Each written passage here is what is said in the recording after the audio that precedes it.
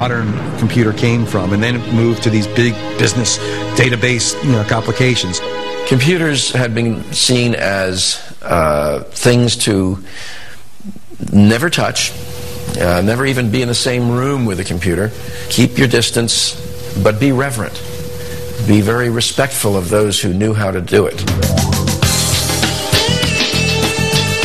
But respect was in short supply. In the late 1960s, even computer engineers had a counterculture. They called it hacking. It was a radical approach to computers. Practical goals took second place to what hackers called the wild pleasure of exploration, a sentiment that phone freaks would recognize. Phone freaking was learning how to use a technology, how to penetrate and utilize and expand a technology in ways that weren't generally available to the general public.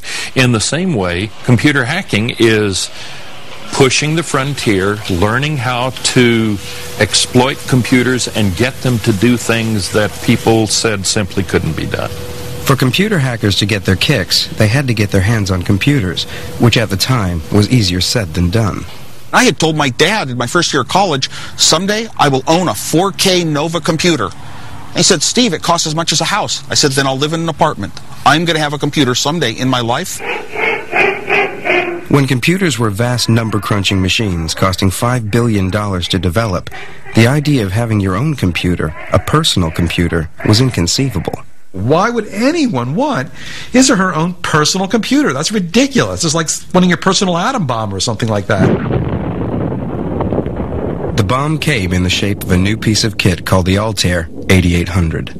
An article in a technical magazine appeared introducing the Altair, which was a computer kit that you could build. This so excited a couple people in the Bay Area, they decided to form a club, even before the pieces of these computers were shipped out, just to talk about them and share information about them.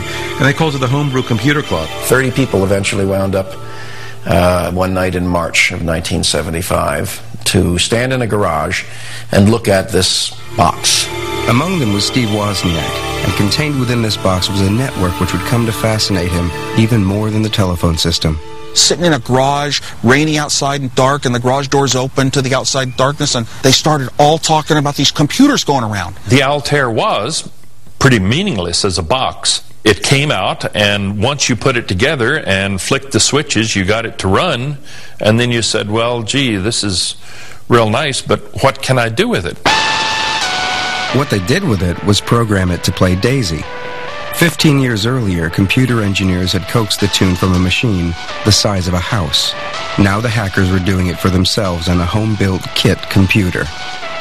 My interest from that first meeting just sprung up so strongly that every 2 weeks of my life, that was the most important thing I could do. The Homebrew Club quickly outgrew the garage.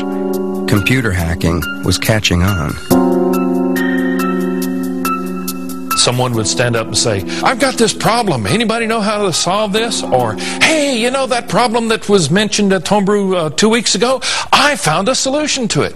And it was a phenomenal information exchange. I just passed out sets of schematics to anyone in the club that wanted them. I Xeroxed tons of copies because, hey, I felt kind of proud they'd be seeing my work. Lee Felsenstein, who became the moderator of the computer club, very consciously set it up, as a hackerish enterprise. Total sharing of information. It didn't attract high-level people who have been successful in companies, business types. Didn't attract real engineers. The hard engineer would be blocked by his feeling that I have to have permission in order to do what's never been done before. We were there because we knew that we didn't need permission. Hackers set out to achieve the impossible, to build their own computers. It was the lure of this was finally computer technology that you can actually have your hands on, you can actually control.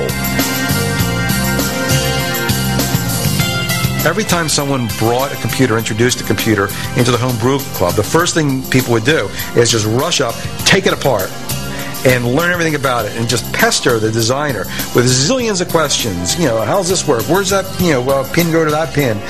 What kind of bus is this? Driven by their fascination for exploring technology, hackers didn't really care what their computers might actually do.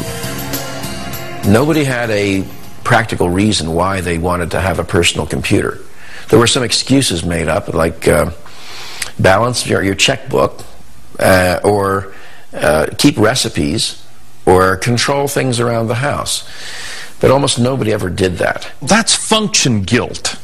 That's, well, I mean, do you ask somebody, well, yes, but what can you do with your model train? No, I play with it. I enjoy it. It's fun to diddle with it. It's fun to experiment. But out of experimentation came genuine advances. My head started drifting and thinking, and came up with a clever little trick that if I just took a bit of data and circled it around in a circle, it would, oddly enough, if I kept the timings exactly perfect and right, it would show up as color on a colored TV. It's my belief that the really important things we have on the computers came from the hackers. The homebrewers made computers do unthinkable things. They played games and music on them. They created graphics and drawing programs. At Homebrew, hacking was enjoying its golden age. Steve Wozniak labored day and night in his garage to produce his perfect computer. Woz, I believe, qualifies as the greatest all-around hacker. He could design the hardware, he could design the software right from the pencil and paper level and make it go. If anybody ever looked at my circuit, they would start to see that, whoa, this guy doesn't just do straight designs like you're taught. He could see things that other people don't see, and make connections that other people don't make. What I love about hackers is that they have a different, maybe enhanced way of looking at the world to make those kinds of connections. Hackers would experiment with any hardware or software they could get their hands on, even if they didn't own it. But not everyone was into the idea of sharing. In 1976, the Homebrew Club received a stinging letter from another computer pioneer. As the majority of hobbyists must be aware, most of you steal your software. Who cares if the people who worked on it get paid? Most directly, the thing you do is theft. In what became a key moment in the history of the computer industry, Bill Gates wrote an angry letter to the homebrew people saying, wait a minute, I wrote this for money. You can't distribute this. This isn't free. This is work. Bill Gates' letter was a sign of things to come. Personal computers were about to become big business, as Steve Wozniak found out when his garage invention became the first Apple computer. In inventing the Apple I, he really didn't care about inventing a product. He just wanted a computer that would work the way he wanted it to, that had all the peculiarities to it and all the design features in it that a computer hobbyist would like to have. Steve Jobs, his high school buddy, who didn't do the hardware or the software, said, oh, hey, we could sell these things. And Woz says, well, cool, man. Wozniak and Jobs' new company quickly followed the Apple I with the Apple II. Woz's hobby computer was transformed into the hottest consumer product around. The Apple II introduced the idea that it was completely in a plastic case like a hi-fi or a radio that you bought. You just take it home and turn it on and it starts working. Assembling the first apples by hand in Woz's bedroom, it had looked like a bit of a long shot, but the balance sheet at Apple soon told a different story. I got a phone call from Steve, and he said, guess what? I got a $50,000 order. When you're putting up a few $100 each, wondering if you're getting your money back, and he says he's got a $50,000 order, it is such a huge shake in your world. What? By 1982, Apple sales had reached over $500 million a year. But hacking and business were not compatible. The days of the Homebrew Computer Club were numbered. Maybe I went to a few more homebrew meetings, but pretty much it started becoming not the big thing in my life. The big thing in my life started becoming more and more Apple Computer, the company. Now I had to put, more of my full-time energy into things that were going into products being sold. With companies like Apple forming and becoming serious businesses, secrets became introduced into it. You couldn't tell your colleagues in the Homebrew Computer Club what your product plans were, what you were working on, because competitors might be there and they would say, oh, Apple's doing that, let's get a similar project going ourselves. I think it ultimately led to the end of Homebrew.